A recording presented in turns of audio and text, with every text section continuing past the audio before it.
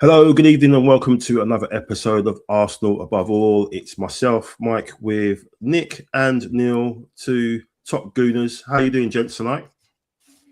Not bad, thank you very much. Good stuff, good stuff. Bear with me tonight. If you hear me coughing or having a fit off screen, or if I turn my camera off, it's because I'm not 100%. I'm not well, so. But I'm gonna battle through. I'm not gonna do a Calafiore, and yeah. And get come off injured again. I'll carry on. Thanks, gents, for coming on tonight. We're obviously off the back of another routine win, maybe you could say, for Arsenal. Another one on the way to Neil's manifestation of his dream, which ever since I've known Neil, he's been talking about a quad. And even though I think this is absolutely crazy for him to actually say that, it's the way things are panning out. I mean, he could be right. So great to have you on. And obviously we're going to talk about the win on Saturday lunchtime against a really impressive Mansfield side. Neil, I think you was in the chat when it was 1-1. When we were all kind of losing our heads a bit, Neil was like loving it. He was saying, "This is fantastic." Yeah, I meant it. Beauty of the cup. Yeah, he was absolutely loving it. I thought Mike was going to kick me out of the group, but yeah, it was frustrating, frustrating game. But what was your thoughts on it, Neil, holistically, in terms of just everything and how it all panned out, the lineup? Were you happy? Obviously, we were happy seeing Max Dowman get back into the side, and obviously Marli Salmon as well, obviously with the injuries and suspensions we've had to deal with. But what was your thoughts just on how we sort of dealt with that and the whole occasion and what it was for Mansfield as well, which we saw before and after? Oh, as a game in isolation, I honestly, I meant it. I enjoyed every second of that game because I thought I'm always a big fan of the underdog. Obviously not against us, but it's nice to see an underdog perform so well. They've probably been the best side we played footballing wise the whole season. I'm not even joking. You know, all these other teams setting up these low blocks and trying to, you know, park the bus in front of the goal and stop us from performing, and then our attackers get killed for it. But, you know, it's not always the attacker's fault. It's sometimes because it's a very hard defence to overcome. And I myself have been very critical of our team. I've been very frustrated. You know this, Michael, from the chat. I was absolutely at my wit's end after the Wolves game, if you remember. I was literally just going to I just couldn't believe what I'd witnessed there from the way we performed. But you see, Mansfield, where it came out to play football, and do you know what? For a team where you got an ex-farmer coming on and scoring, I mean, they you know what really impressed me about them is even when we took the lead, and that was against the run of play, I'd say, because they made some great chances. But even after then, they didn't put their heads down. They kept going. And I even believe, even after we took the lead again, regained the lead, they still kept going. They fought to the bitter end. And firstly, I mean, this is quite unusual for me, but I'm actually going to give the opposition team the credit to start with. I think they all deserved it. It was a magnificent spectacle for their fans. It was a great showpiece for everyone involved. I don't normally watch build up to games anymore, but I watched this one and it was just nice. You know, everyone in the stadium, everyone around it, the atmosphere. It was just so nice for that town. Yeah. And then what made it even special is that we didn't go and obliterate them 10-0 or something like that. You know, they gave us a really good game.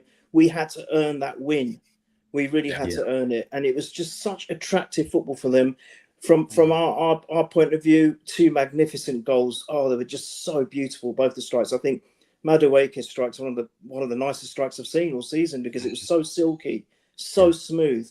And then Eze, I don't know how he generates power to rip the net off.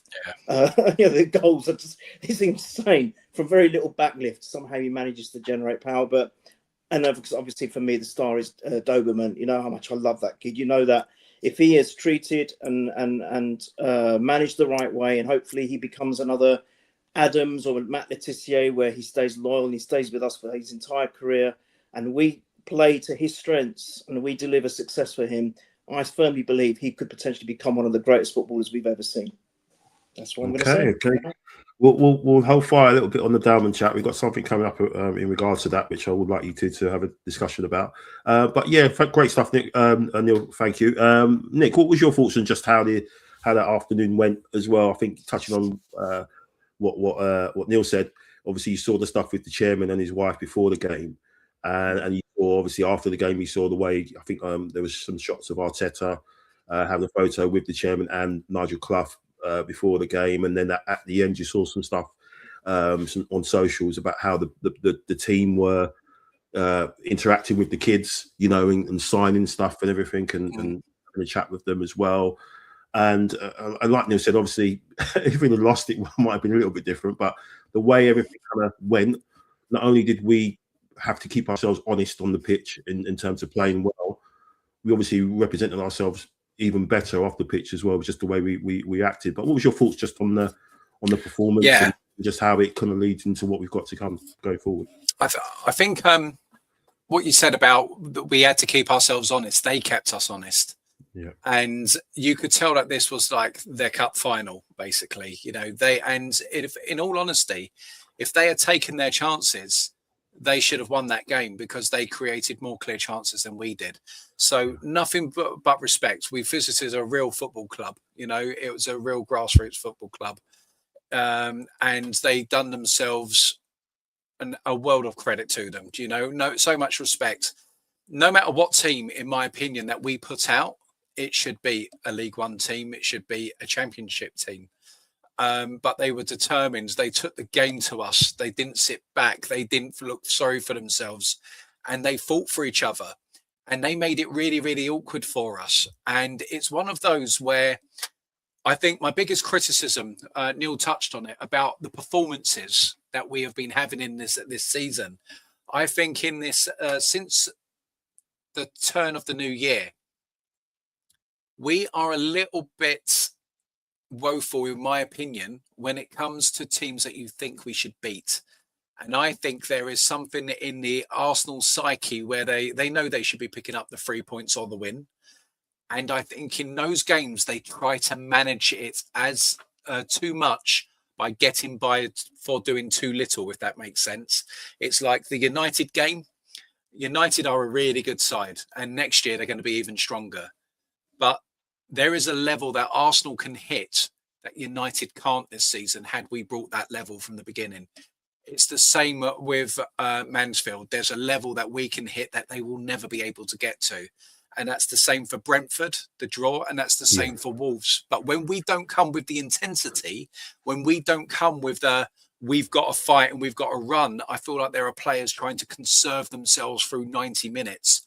And the problem is when we're not killing off games, that's then a competitive 90 minutes because there's a goal in it. There's they get the opposition's always live. And so they end up playing a lot of minutes. And I think we looked tired. We had to manage it. But at the end of the day, we went away. We got the win. We're in the next round. And we've done a full rotation. So sometimes it is going to be a little bit clunky because you're bringing in players that haven't played for a few games and trying to find a rhythm, and it's an awkward pitch. And I felt like we tried to play it like a Premier League match. Yeah. And the pitch wasn't a Premier League pitch. Do you know what I mean? There's certain touches you can't do. There's certain turns you can't do. Sometimes you have to have it off the deck a little bit more. And I felt we took a little bit of time in the beginning to get up to speed with it. But by and large, we tick the boxes. We're in the next round and on we move. So all good in the end.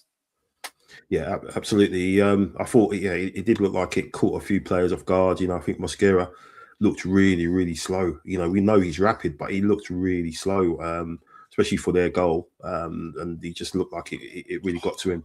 I imagine he's never played on pitches like that before in his life, coming from Spain. Obviously, the quality of the pitches they have over there, and obviously the quality of the pitches that we have at the training ground as well.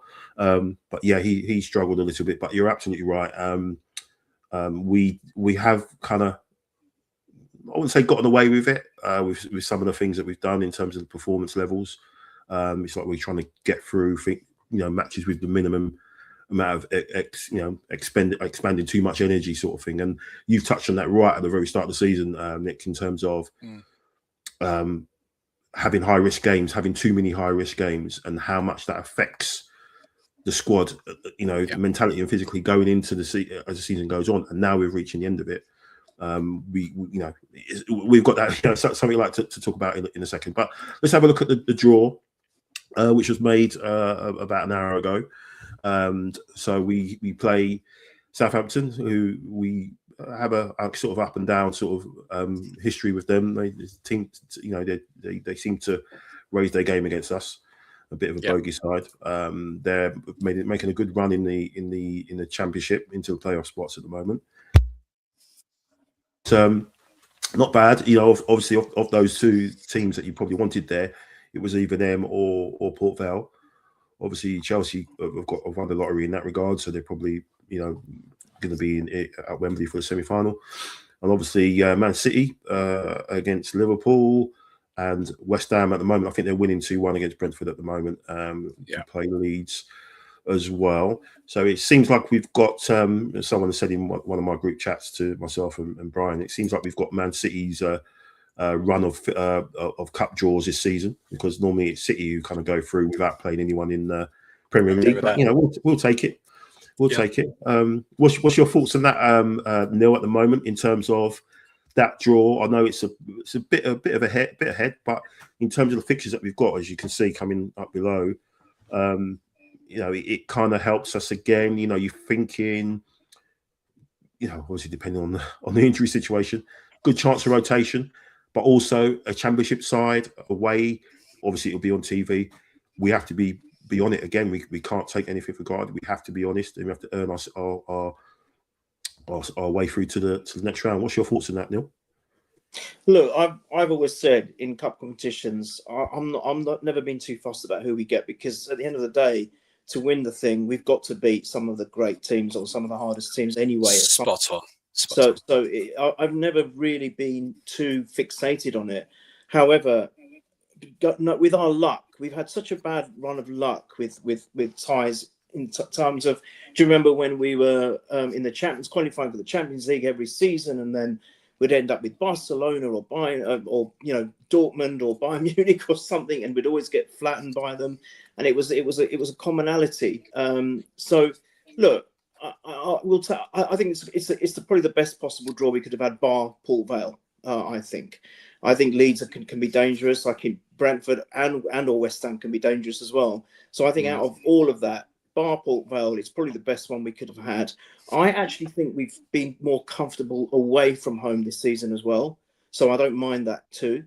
And then given what's around it, we've got the 2 Champions League fixtures. We've got Everton at home, which could be a little bit tricky. And then, of course, we've got the Caribou Cup final. So there's a lot going on, amongst this particular draw.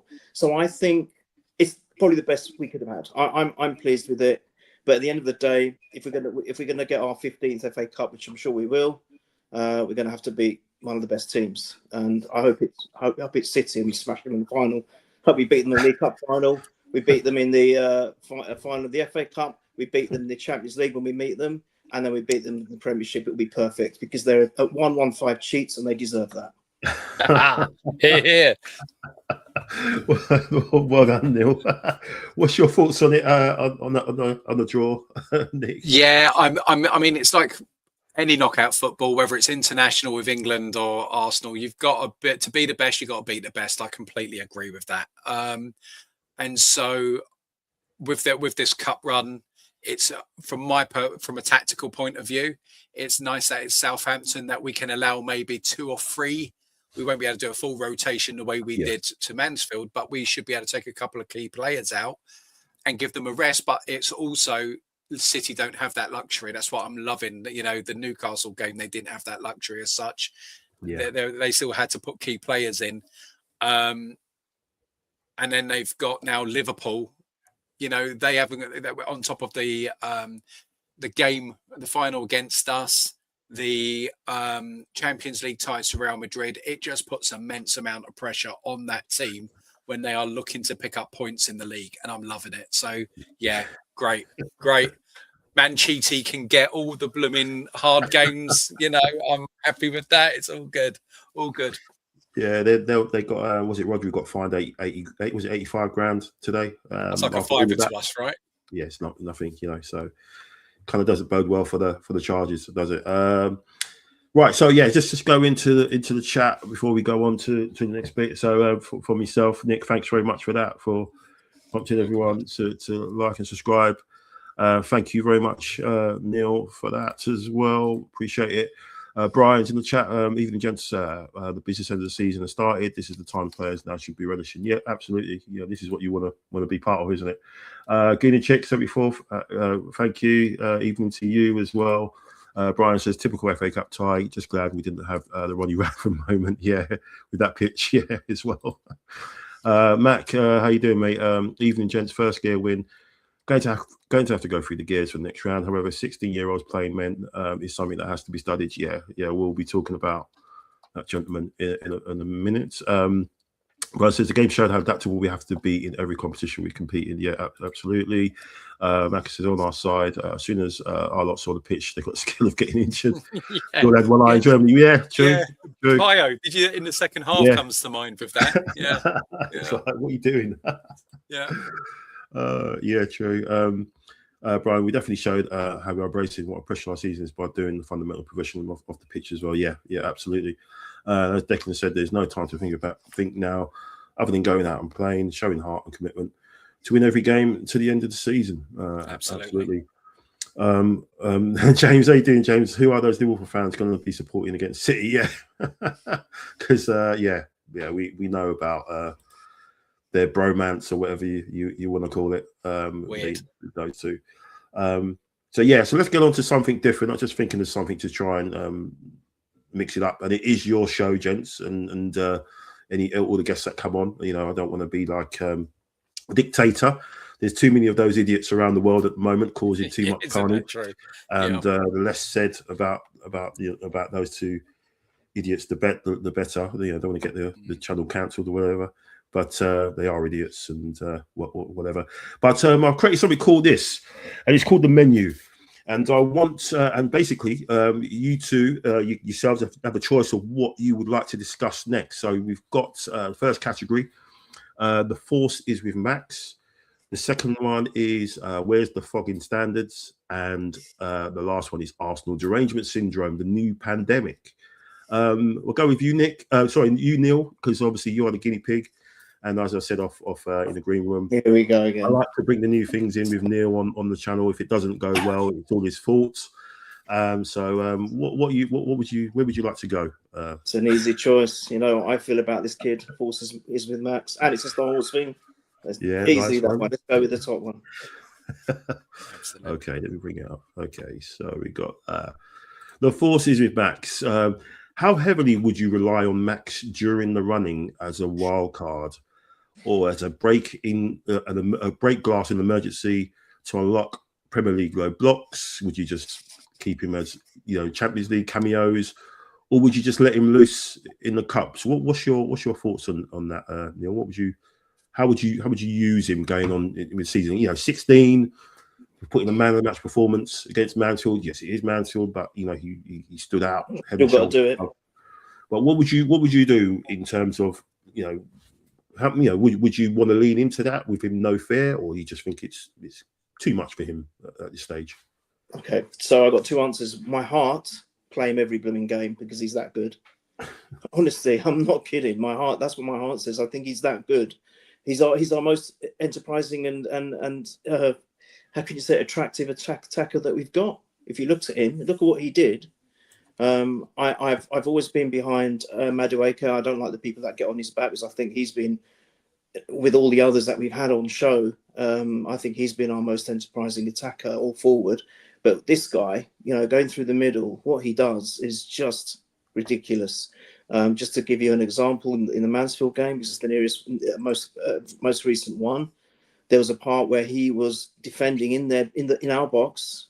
He was, I don't know, holding off 2 or 3 of their attackers. He releases the ball forward, and then it's right at the end of it. He just shoots to the goalkeeper. So he's from one end of the pitch to the other, right down the middle.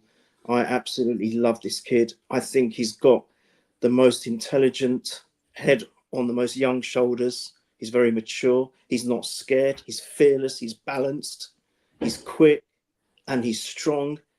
He's all of the above there. However, then we've got to look at reality. He is only 16. We can't overuse him. We don't want to burn him up before even his career even starts. We don't want to heavily rely on him because, yeah, I mean, he looks mentally strong and very mature, but you don't know what's going on inside anyone's heads, and you know, you don't want to pile on too much pressure on him. So yeah. I think after his performance against Mansfield and other cameos that we've seen him in, I think certainly he needs to be an option. I would guess that he would be more of a substitute or an impact sub coming off the bench. But I don't see any problem of thinking, oh no, we can't use him today because we played him in the last game. I think he's ready for that. I'm just saying that we kind of manage the minutes. What I would like to see, whatever happens this season, I want to see him as a regular next season. I think he should be a starter next season. I truly believe that. He's that good. And at 17, I think he'll be ready, more than ready. So that's my thoughts on Mr. I think I don't know whether I want to call him a Jedi or a Sith Lord, but whatever he is, he's a Padawan. He's a Padawan right now. I think he's already a master, Nick. I really do. Do you? I think he's going to become the Grandmaster, but he is just a magical. He's a once a generational player. He really is. I truly believe this. I will say this in my heart, and I don't care if I'm proved wrong. I think he could go on to become one of the greatest players we've ever seen. I believe it. Truly believe that. Yeah, I absolutely. I'm kind of thinking. I think there was a conversation I picked up online, Nick, about Dowman, about someone coming in at his age. You know, I think we've had obviously Jack Wilshere, we've had Bukayo come in, and obviously, you know, he did numbers, and when he came in at left back and everything. Yeah. But I think the only one that sort of came in and looked like he was way ahead was Cesc when he came in. And he actually looked like, you know, Jesus, you know, he's not 16. And you can kind of say the same with Dowman. What's your thoughts on that as well? Because I know you was on Brenny, I think it was Brenny's show, and I think, or was it the Football Takeover? And I asked a question about that, and I was saying, well, maybe he could come in, you know, as a bit of relief on the right hand side. You could shift over Saka on the left if you wanted to. You could take him out completely, because I think he's that wild card. I don't think. If you look at, it looks a little bit at what City did yesterday against, not yesterday, the day before, whenever it was, they played against Newcastle. They've got all these sort of technical players that can sort of beat people like one on one. So that's the worry. That's the kind of thing I'm worrying about. Obviously, when we play them now, because they've gone, Pep's kind of gone in that direction. And I think if you have someone like that, and you have someone like Max who can, who can beat people for fun, I think he obliterates a low block, and he's either going to do that or he's going to win a penalty, which he's done loads of times in the past, or winning a dangerous free kick. What's your thoughts on it? Would you, does the performance against Mansfield, give you more confidence in that, or do you just? It doesn't. I completely understand where Neil and yourself come from when I look at Max Dowman, because he is a generational talent, or potential generational talent. My worry is we've seen what happened to Jack, right? The way that Jack played ball is that he got people in close and his ankles got absolutely smashed to pieces, wasn't it? That's what happened. Being an Arsenal player, if you look at Bukayo Saka and the thundering that he's blooming, the challenges that have gone in on him over the years, and the wear and tear that's put on that body, where people can clatter him being an Arsenal player. And anytime Bukayo would show any sort of reaction, he would get a yellow card given against him. Yeah. And he would end up with more yellow cards than his opponents, even though his opponents have absolutely smashed him game in, game out. So when it comes to Max, I look at him and I see an immaturity to his game in certain aspects. Okay, this is not bringing the lad down at all, because I do see him as the jewel in Arsenal's crown. There are certain times when he's coming outside of the box, there can be a risk too many, particularly on the pitch that we were playing on. And sometimes the biggest thing with Max, what he does is, particularly in youth football, because he's so much above the level there. Yeah. He doesn't use other players around him. Yeah. If he added that killer pass and released the ball at certain times and run on and trust his teammates, and that will come, it will come, he's going to be devastating. That goal that he was so clever in what he did, and it was just a bit unfortunate that he didn't get enough height on his shot, because the keeper saved it with his feet. He sent it back from where the keeper was going under pressure. He's got a football brain. Anyone can see it, the way he glides and this, that, and the other. And for me, in my mind, we have to build this kid for the Euros, because that's when he's going to, that for me is when he's going to break out onto the stage. And that's 2 years away. And I can see him getting more minutes next year and becoming even more involved the year after, to the point of there's going to be a clamour to have this kid in the England squad. And that's his sort of timescale now. So we've got to ensure that he gets enough minutes for a football education between now and that 2 year period. And his body's going to go through so many changes from 16 to 18. Yeah. And I urge on the side of caution, because he is such a young man. He can't even go into the dressing room at half time and, all of that sort of stuff. And there are the ramifications on all of that sort of thing. So he is brilliant. And I'm looking for little cameos here and there, like 10, 15 minutes, either on the right or down the centre, even playing him central cam, running off. But can Arteta afford to, because he's going to have bad games. It's going to happen because he's 16 years old, right?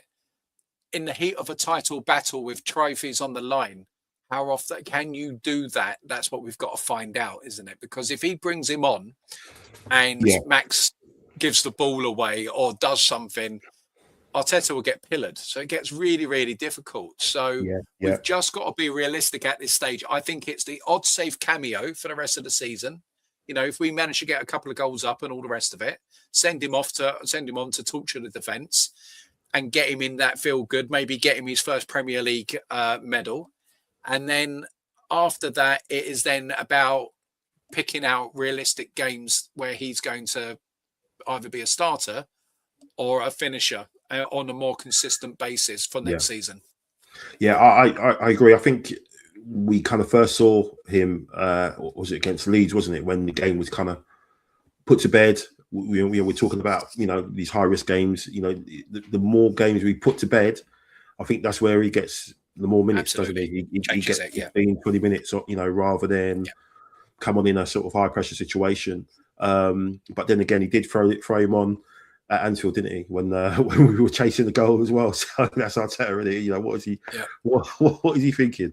So we'll go back to the menu in a sec, but let's just go back into the chat. So a few guys in there. Steve's in there. How you doing, Steve? Even everyone. And he's answering James saying they'll support City. Yeah, of course we will. Brian saying I think Max is made for Champions League. I can see it now. Him winning a penalty in the last minute of a semi-final. Yeah. James said, I think if the others in the right wing or even in the 8 don't start getting the head screwed on, he's ready, willing, and able, and I'm all for it. Not seen someone as good as at 16 since Rooney, in my opinion. Yeah, Brenny's in the chat as well. How you doing, Brenny? Good to see you, mate. Steve, Jack Diaby, Ramsey. We have to be careful with him as well. Yeah, so he goes down as kind of caution. Brian, he said it's just the boys' confidence and fearlessness. He just believes in his own ability, and that's what you need to achieve in this game. Just need to manage him and protect on and off the pitch. Yeah, and he's got a good family around him, and obviously the players all realise what kind of what a talent he is. So I'm sure that they'll be making sure he's protected as much. Best thing Max can do is learn from Saka, build up and develop in a natural way, avoid challenges, and not look to win them. Yeah, absolutely. So let's go back to the menu. So we've chosen the forces with Max. So Nick, what do you want to go with? Where's the fucking standards or Arsenal Derangement Syndrome? Let's discuss the ADS, shall we? The new pandemic that is sweeping football. Yeah, let's go for it. So, Arsenal Derangement Syndrome. Are the media narratives about Arsenal actually matching what's happening on the pitch? And why are we judged by a different standard? What do you think, Nick? I mean, I know we've discussed it in the chat and everything, and we've seen all the nonsense that is on, the usual places, the usual suspects, and new ones, as we found out. Obviously, a certain Brighton manager and Alan Pardew deciding to ramp up some engagement for TalkSport and what have you. But what's your thoughts on it? Why are we?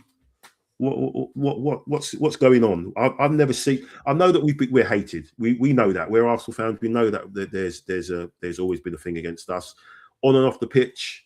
We do sort of good stuff in the community. We get sort of looked down upon it. A little bit like if when Marcus Rashford did things for kids, he got looked down on it. Who do you think you are? We're doing stuff with No More Red.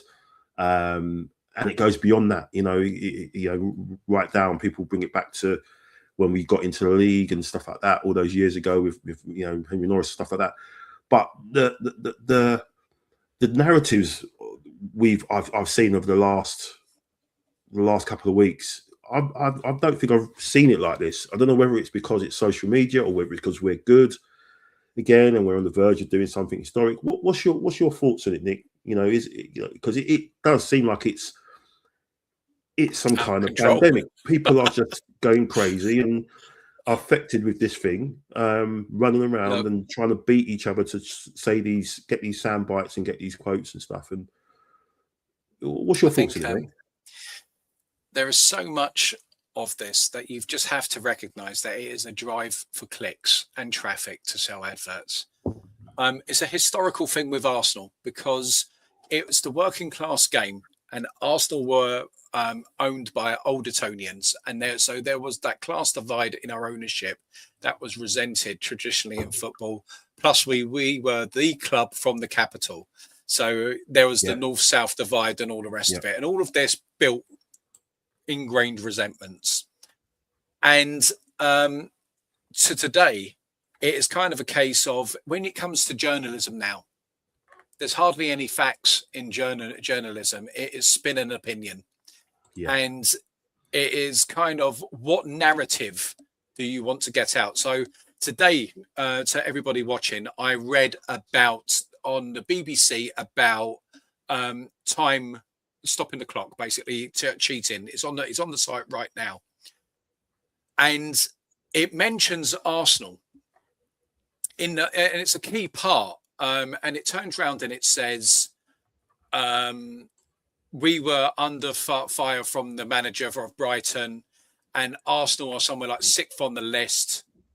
but they mentioned us, but they don't go into the 5 teams that are worse than us in releasing. This is in releasing the ball, not overall time wasting. Overall time wasting, we're one of the best. There we go.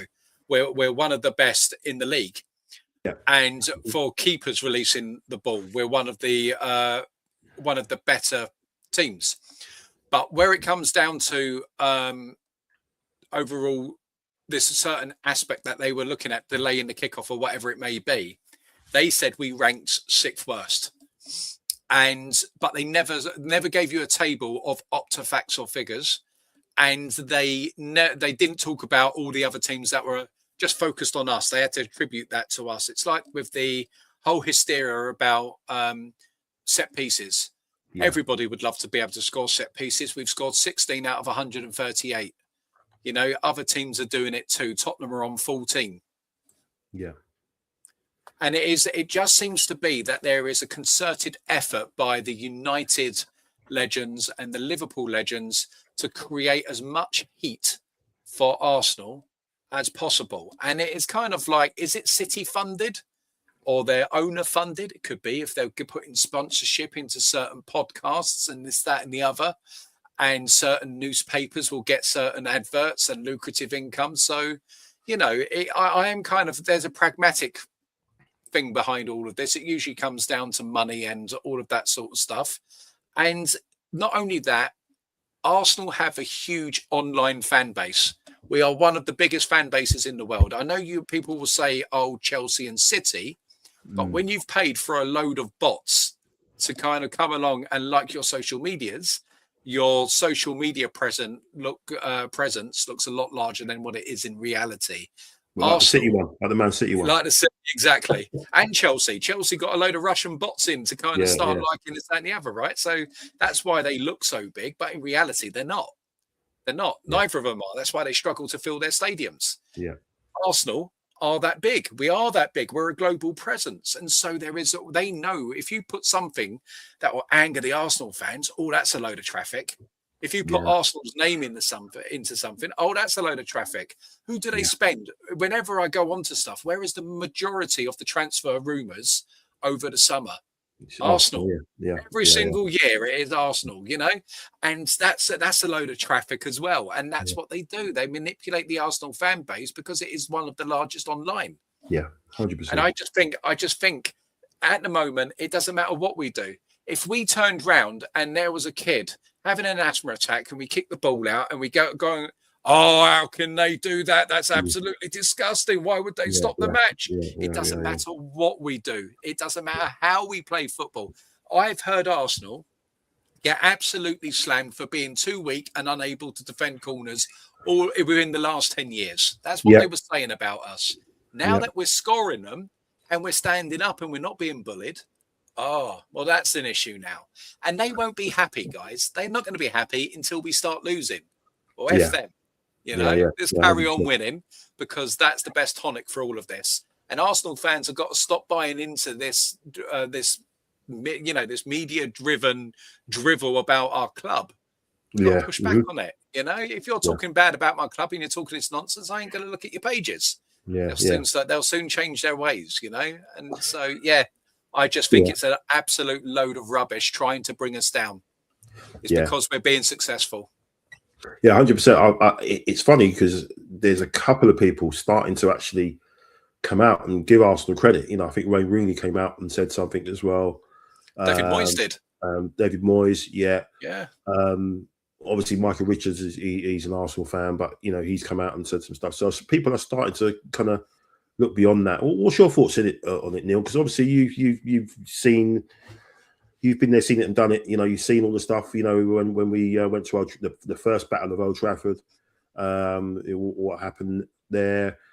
Even going as far as like Nick said, when we do something good, you know, you talk about the Sheffield United game when we played Sheffield United in the cup, wasn't it? And Khan, who scored that goal, didn't know what was going on. We played the game. No one's. If that was any other club, they would still be talking about it there. They would have given them a sport, you know, whatever award for, you know, sportsmanship or whatever. Just brush it under the carpet. It's never been done. No, nothing like that's been done before. But we said, no, you know what? We'll play the game again. You know, out of fair play.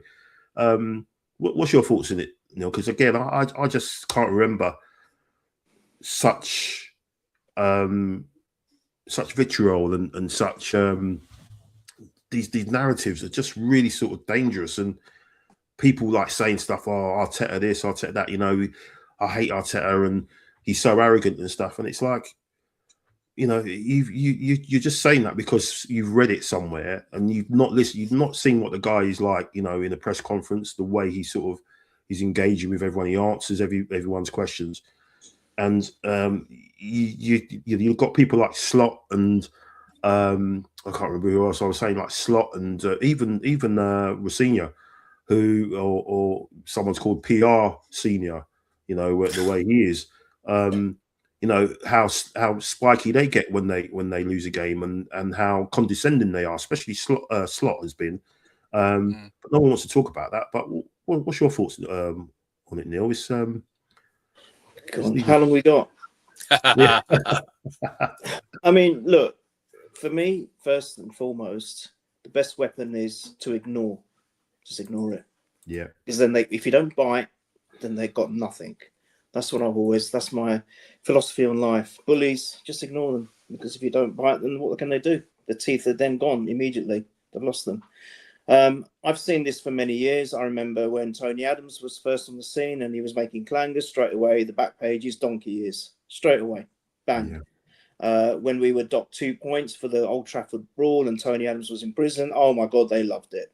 This has been going on pre-Wenger, mate. This has been going on for a long time. As Nick said, the way we all set up, we were in a class club. It wasn't, because ultimately when football was for the working class, and I think that divide was there immediately, and that kind of hatred, I guess. And then it didn't help that we took over, that rubbish team's, dominance or how can you say, territory of North London. Don't like it. It's been like this for so long. The narrative has always been, for me, convenience and hypocrisy. So it's convenient to say one thing is good about one club, but if we replicated it, it's rubbish, and vice versa. Yeah. It's about hypocrisy as well. It's almost as if you think about very recently, Martinelli pushed the guy over when he was, badly injured. I mean, to be me, I didn't like that. But when I looked at it a few days later and reflected on it, Martinelli is just not that kind of player. He's just not. And he wouldn't do something like that intentionally. He wouldn't do that with spite. I think he genuinely thought that guy was trying to waste time. So he was trying to get him up. Yeah. But what the pundits were saying, everything, oh, that's disgusting and all this. And some of the pundits, well, you played in that game where we were going to go 50 games unbeaten. And what did you do to poor old Reyes? Yeah. You actually booted him off the park and you were given a green light to do it too. Yeah. So the hypocrisy is there. And I'm afraid it has been like this for so long. And I think Nick has made so many good points on this one. The biggest thing is, in the day when I used to watch it, the only thing I really had was CFAX, teletext, and the back, the papers. CFAX, yeah. Right, and the papers. And match of the day, where we were lucky if we got our game shown. So in more cases than most, we had to read the back pages for the reports. I mean, I remember the historic wins that we've done. I've got tons and tons of papers stuck in a in a suitcase somewhere, because that's all I had. We couldn't get stuff off the internet or video it or whatever it was. So what's happened now is everything is so close. We are now a second away from the whole world. So we see more. We see so much. And because of the exposure we've got on the internet, as Nick brilliantly said, we see it all the time, wherever we go, whether we go BBC Sport, we go Sky Sports, TNT Sports, we look at X, we look at all the social media pages. It's everywhere. And look, I sometimes don't even click on some of the algorithms. I'm going through my Instagram and all of a sudden stuff about Arsenal comes up where people are laying into us. And I'm like, I didn't even click on that. It's unbelievable. It's like a machine learning. It's all the algorithms. And we are exposed to it constantly. Constantly. We're just constantly exposed to it. So I say to all us, for me, if I'm going to be critical of my team that I've followed since 1975, then I will be critical, but I'm not going to let anyone outside influence that. Yes. If I want to say that in the Wolves game, we were absolutely inept and abject as a football team, and that was a disgusting result. I don't care if Wolves are now beating other good teams. I only focused on our game. We were 2-0 up and we let it go, and we shouldn't have done. I'm still annoyed at that. I don't care if Wolves have become a great team and a hard team to beat. We should have won that game. So that's up to me. But I'm not going to let other people influence me and say, oh, this. Fabian, my friend, go and be invincible. Win 14 FA Cups. Win multiple Premier League titles. Get into Europe as a record breaker. How many years on the road did Wenger do it? Champions League? 20 or something? Yeah. And by the way, in those days, the fourth place trophy. Now everyone's like, oh, it's a Champions League place. Oh, it's a champion. Now, do you know what I mean? It's like, it changes the narrative again. Yeah, the narrative twists again, right? Do all of that, Fabian, and then come talk to the Arsenal fans saying, I would never win a league like that. Oh, that's absolutely disgusting. Oh, this and that. Shut your little mouth. Sod off to Spurs, manage them, and we'll embarrass you again. That's if you stay up, because not only are we going to win the quad, you're going down. See you later. Oh, he's let off the clip. Well done. Steve agrees. We played pretty football. They said we were pretty, but don't win things. They said we need to win ugly.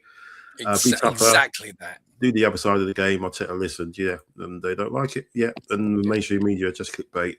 They use us for engagement in a way we don't see them do with other teams. We are the team everyone is forced to hate. Yeah, absolutely. Exactly. Yeah, we're like the villains of the of the league of English football, and people prefer to see a team spend their money however way they've got it, and buy players, and their top striker or their record-breaking striker is having a bit of a bad run. I will just go and throw 60 million at the third best striker in the third highest goal scorer in the league. Semenyo, we'll give him 300 grand a week. He was on 80 grand a week at and Gay. What was Gay? We're having a bit of trouble defensively. We've got this academy which we've pumped ridiculous amounts of money in. We've got this defender who we've called back on loan, and we've invested all this time in, and we've given them a couple of games. Oh, that's all right. We'll just throw 300 grand a week at England's best defender. We could have got it for nothing at the end of the season. No, we just give them 30, 40 million, whatever it was, and we just give them 300 grand a week. And people are fine with that, and they're happy to see a team like that continue to buy up. I don't get it. To win. They don't get enough hate. Yeah. Exactly, Nick. Well said. Exactly that. But then, but on that as well, the other thing that they turn around and say about Arsenal's spending, and as you just pointed out, in the last calendar year, Man City spent 450 million. And guess what? Liverpool last summer spent 450 million.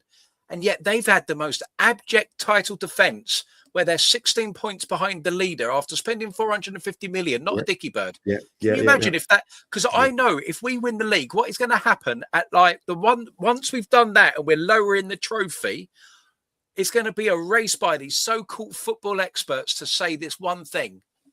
Let's see them defend it. I know that's what they're going to come out and get.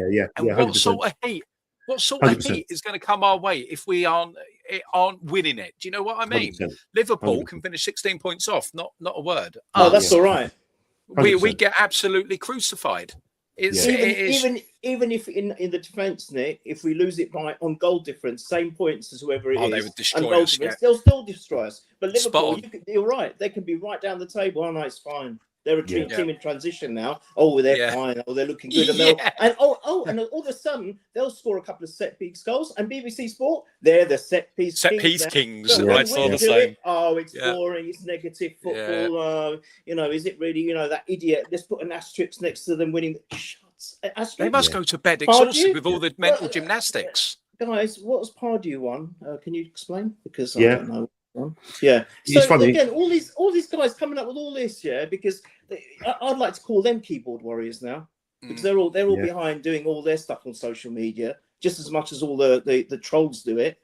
they're no better, in my opinion. No. This is what I was saying. Yeah. Ignore them. Let's carry on doing what we're doing. We'll win the quad. We'll celebrate. We'll all be at the parade. We're going to be, doing all we need to do, and just let the hate flow and let those eggs hit every single. Sounds like Emperor Palpatine in the media. Yeah, I was about to say. Yeah, float boy. I might have to put that one of those up on the slides. So the next one on the Palpatine with an Arsenal shirt on or something, can do it. Or an Arsenal cap or something. And just to say, to Alan Pardew, Arsenal have got an asterisk against a title-winning campaign, and I think we know what one it is. That was the 03-04 season, because we were unbeaten. So we've already got one, mate. So. Yeah. We don't need another one. We've got a special one. Another club may have some asterisks. We don't know. We'll have to wait and see. But yeah, we've already got one, mate, and it's a golden one. So let's go on the last bit of the menu, which is where's the fogging standards. So let's have this open to both of you. Should we be concerned in any areas of the team as we hit the running? Does the attack need to tag in to help the defence, basically? I think we've kind of touched on this a couple of times over the season, haven't we, Nick, in terms of we're on the verge, hopefully, of winning the league. And the attack of, they've got their numbers, but in no way is that you kind of expect a championship, title chasing attack to produce the numbers. I think Gyökeres has only just gone up to the top 6 in goal scorers in the goal scorers charts. But yeah, are you concerned about that? About do you just think now they just have to kick on and help that defence out, because it is going to get a little bit nervy? But when you think they haven't kind of helped them out that much this season so far, how do you think it's going to play out? I've said a few times, I think this season's going to be a bit of an ugly watch for Arsenal fans, and it's not going to be for the faint-hearted. It is. I am concerned in the manner that we're doing it, because when it gets to our last 4 games of the season, I think that's working backwards. Is Palace? We've got West Ham, Fulham, and Burnley. Isn't that right? Burnley, yeah. We've got Palace, then Burnley, going backwards. Palace, then Burnley, and then I think it's West Ham, the last 3, and then Fulham.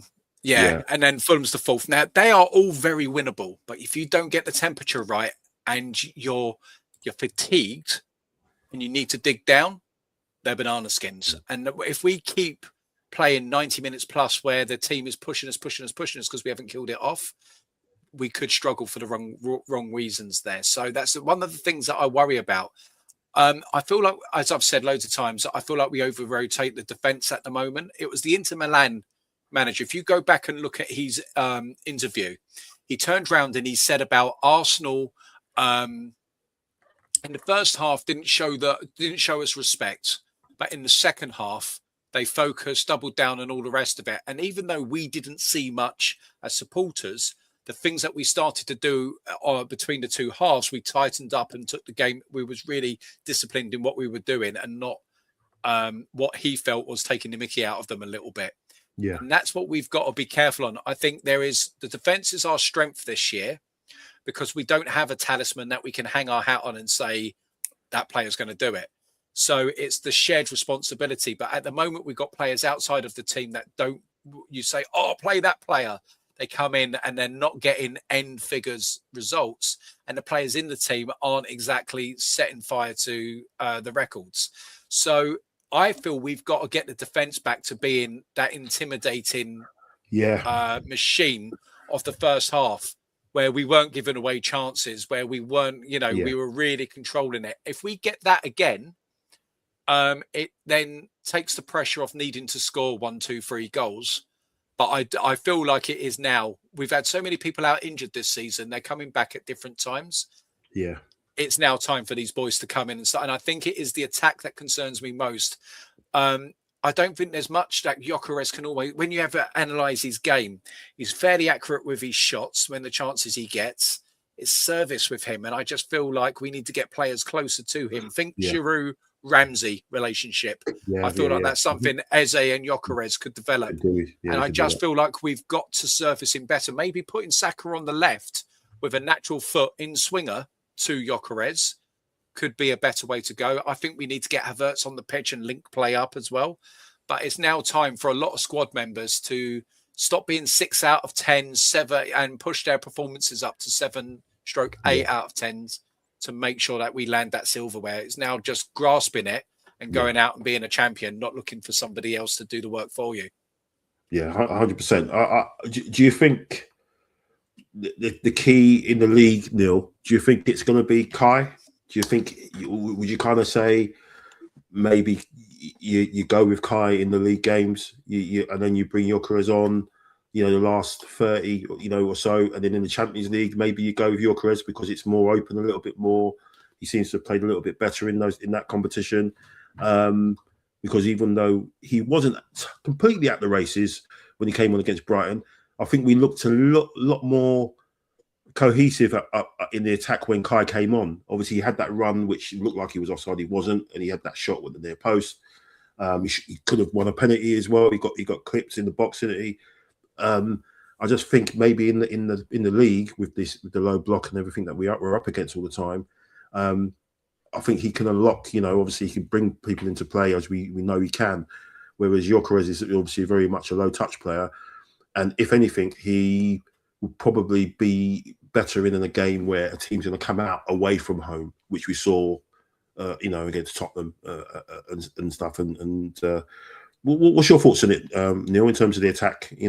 Do players need to grasp the chance that they've got now, especially the attackers, because it's been very sort of disappointing, hasn't it? Really, overall, numbers that they produce really compared to what they've done in the past. They have to. If you don't score goals, you don't win games and you don't win titles. It's as simple as that. Who's going to score the goals then? Can't keep relying on Gabriel and Saliba and Timber. We need our tracks. That's what they're paid for. I've been quite vocal about this. I'll answer the questions in order if I can. So, firstly, in terms of attack and defence, Nick said something that I was talking about the other day. That in the first half of the season, the first 40% of the season, we weren't even allowing a shot on target. We were breaking records. We were amazing. And I think I said to you guys, it's the first time I feel comfortable with a 1-0 lead. And that hasn't been there for a long time. Whereas before, we might have to score 2, even 3 goals to feel comfortable because we knew our defence was leaky. Do you remember we were saying, Michael, so many times that the goals that have been scored against us are all worldies? That we're not letting in stupid goals. You were the one who was very vocal about that ever since I've known you, that when we let in goals, they're so stupid and they're actually, avoidable. Yeah. We weren't doing that. And I think, Nick, you're spot on. That's something we have to bring back. At the same time, attackers still have to focus on their job. I get about, where's Trossard's defensive abilities? Where's Madueke doing that? He's not doing that. He's off the ball. I agree that they have to do that. They have to do all of that. But first and foremost, they've got to focus on the attack and they've got to put the ball in the net. They've got to have shots on target. That's what they're paid to do. We have got, I know there have been lots of changes, as Nick said, but we have got arguably the best defense in the league, if not in Europe, right? We've got that. And it's their job to do that. We've got a world-class goalkeeper. I'd say he's probably arguably the best goalkeeper in the planet at the moment. We've got all of that at the back. So let the attackers focus on doing what they're actually paid to do and what they're supposed to do, or what their talents allow them to do, which is go forward and put the ball in the net. Otherwise, we're not going to win games or we're going to struggle. Now, again, Nick made another point, which I think I might have said when I was with James and Melvin, that we put unnecessary pressure on ourselves. If we are getting that one goal, sitting back and thinking that we're going to be able to play this out, that's putting pressure on so many players when we're in 4 competitions with so many games coming up in abundance, right? It's not just physically draining, it's also mentally and emotionally draining as well, right? Yeah. So if we're focusing on, I've got to watch this, I've got to watch that, I've got to watch this player because we can't allow them to score. Well, go and score another 3 goals. And if they do get that 1 goal at the end of the match, it doesn't matter. Because at the end of the day, I don't care about clean sheets records anymore. I just want to win the damn thing. And if we win every game 5-4 from now on because we've scored those 5 goals, who cares? I don't, because in 20 years' time, when I look back, all I'm going to see is Arsenal champions. I'm going to go, oh, but what was the goal? How many goals did we concede? Because that's more important. No, I'm not a bloody football nerd, idiots. I don't care about who won the damn thing. So you know, we're putting unnecessary pressure on ourselves. Going to Kai and Geek, yes, I think that probably would have been what would have happened if Kai hadn't got injured. Kai got injured. He's been out pretty much the whole season, and I think that's where I feel sorry for Gyökeres, because, and I know I'm saying his name wrong, by the way. Please don't hate me for it. It's deliberate. I feel sorry for him because he, from the get-go, was the man. All eyes were on him because Kai was injured. He was not available. I think he is a better setup to allow him to have more focus on the Prem now and let Geek play in the Champions League. Very much like Martinelli. He's amazing there because he's got more space and time, which suits his game, because he's got that ability to have that space and time. That's why Martinelli's been doing so well in the Champions League. Likewise, I think Gyökeres as well. So I think that's probably the plan. But then you never know. You just don't know. All I know is all the players, every single one of them, have to be on it now. By hook or crook, just win those games. If I've got any concerns with the squad, there is one, and that's Rice. Because if he goes down, we are in massive trouble. Yeah. So we've got to, in a way, I'm glad. I don't think, correct me if I'm wrong, guys, but I don't think him or Scooby travelled, did they, for Mansfield? They weren't even on the bench. Nor did Saliba or Gabby, I don't think. Good. You see, we need to try and do more of that, because some of these key players, we need them till the death. Right, and I'm talking about the very last game of the season, which is of course the Champions League's final, isn't it? So that's when we're going for the quad. The amount of pressure they're going to have on them to get that fourth trophy, we need every single one of our key players in that match. All right, there we go. Nice one. Rice was at the Dave concert on Friday at the O2. Apparently, my wife went there with her mate and. Apparently spotted him there. So yeah, he obviously knew he had the match off against Mansfield, so he relaxed as well. But yeah, talking on like you touched on there, Neil, about the games and the mental state and the physical state of games right at the end, and again what you brought up earlier on, Nick. I don't know if you guys remember at the end, right at the very end of the game on Saturday, when Mansfield broke. And their striker was going through, and Hincapié just put on the afterburners. And I was thinking, Jesus Christ! But I'm thinking, Jesus Christ, he's going to pull something because he literally sprinting across like right at the end of the game, and it was offside. So he didn't need to do that. I hate the late flagging. I hate the late flagging. I'm thinking he's going to pull something here because of he's gone in, he's tried, because it was 2-1, it was up in the air. If it was maybe 4-1 or whatever, then you might think, okay, well, I'll just shadow and mark the space sort of thing. But yeah, that's what I mean. If you get into the game state, put games to bed, then you're not worrying about stuff like that. But just James, he said against the current top 10 in the league, we have 2 goals from centre forwards. Jesus against Villa and Gyökeres against Everton with a penalty. One of Gyökeres, Jesus or Havertz needs to step it up. Massively. Everton's going to be tough. Yeah. Tough game. It is. And Steve saying, when was the last time we had our best exactly play we got through? Yeah, it's going to be a little bit like the old Invincible team. When people always trot out the Invincible team, and that team only played together 12 times throughout the season. Throughout the 38 games. But I feel Saliba's got to massively improve as well. I'm a bit down on his performances this year. Okay, yeah.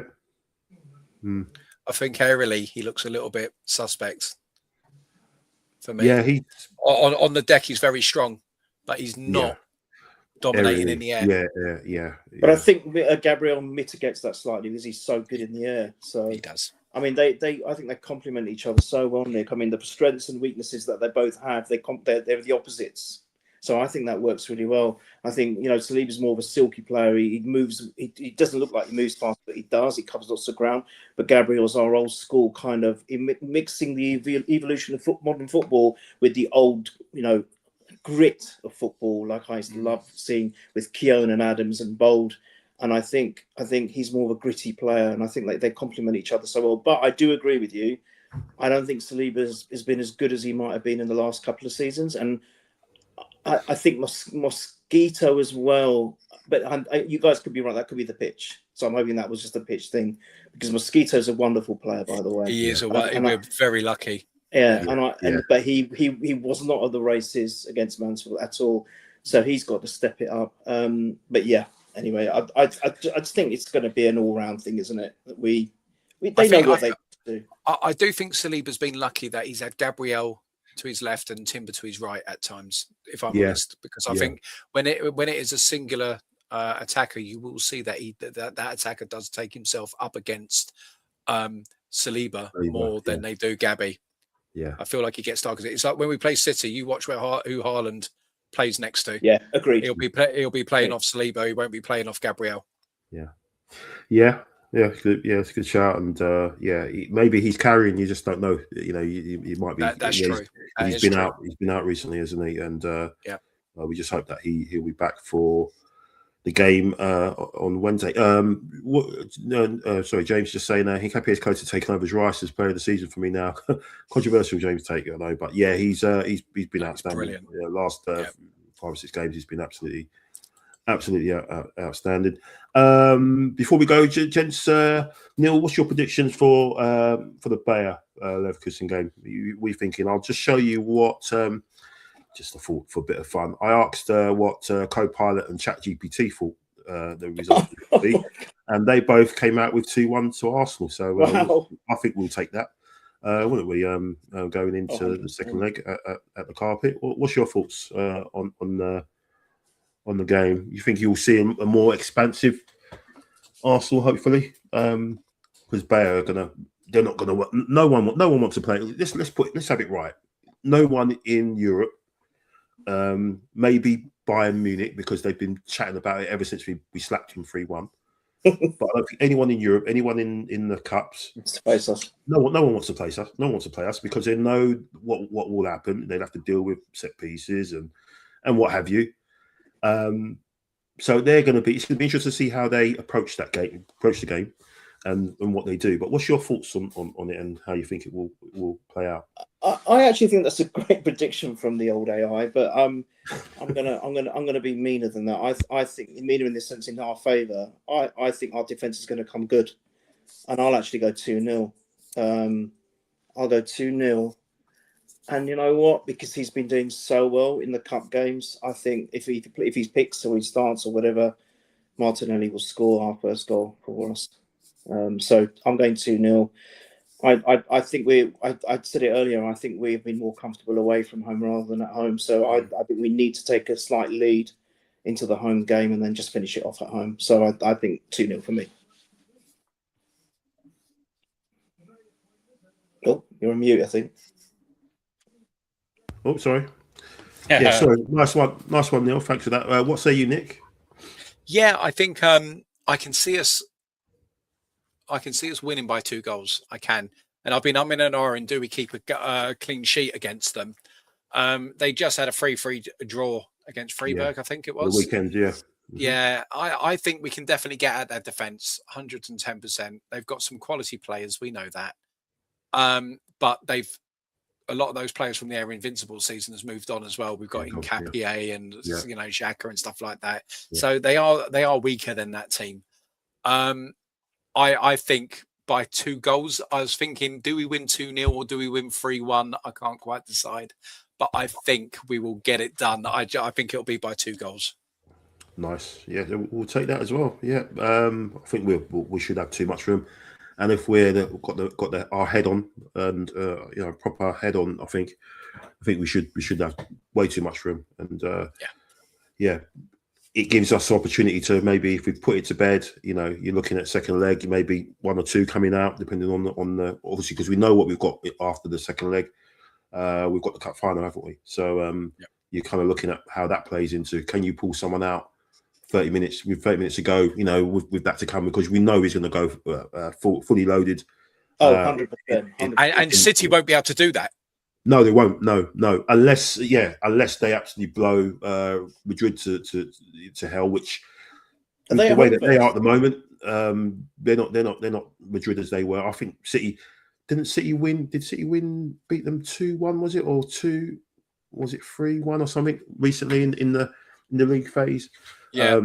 I've got a feeling they might do something similar and put it to bed in the first leg, because they're just kind of in a little bit of a groove, and Madrid aren't as well. Madrid are really poor, but let's hope they're not, and that they have to go through extra time and everything else in the second leg while we go through quite comfortably. But yeah, thanks, gents. Thanks for your time. Been a brilliant chat as always. Thanks for everybody in the chat and everyone who contributed. Really appreciate it. It is your show as well as mine, and we'll be back obviously. So we've got obviously the Champions League in midweek. We won't be back after that. We'll be back after the Everton game, and then we'll probably have a cup final preview. I haven't done one of those on the show before, so that's going to be pretty exciting. So cup final preview. It's been 2020, isn't it? Last cup final. Yeah. Oh my god. Oh blimey. Well, yeah. Sorry, I'm a bit ahead of myself. I'm talking about after the second leg of the Leverkusen game. We'll have a rapid one chat after that game on the night of that game, the second leg, and then we'll have a cup final preview probably the next day or maybe Friday. We'll see. I know there'll be one, possibly. I'm sure there'll be one on the takeover as well, won't they, Nick, as well? Which you might be on, and be interested if Jack does one as well for Purely Arsenal. So, please follow those, Purely Arsenal and Football Takeover as well, where you can catch Neil and Nick respectively. And of course, we'll have a nice preview. James will be on it, and we'll look at maybe look at some formations and everything. It'll be nice to see what his formations are. He's normally pretty spot on with what he chooses. So I'll be interested to see what James decides. But thank you so much for joining tonight on this Monday evening. Let's hope we can just keep it rolling, one game at a time. I know we've been talking about quad and everything, but one game at a time. One game at a time. We'll go from there. But thanks, gents. Thanks everyone for watching. And as always, keep it Arsenal. Come on, you Reds. Newcastle, the central figure again, and he looks to trick.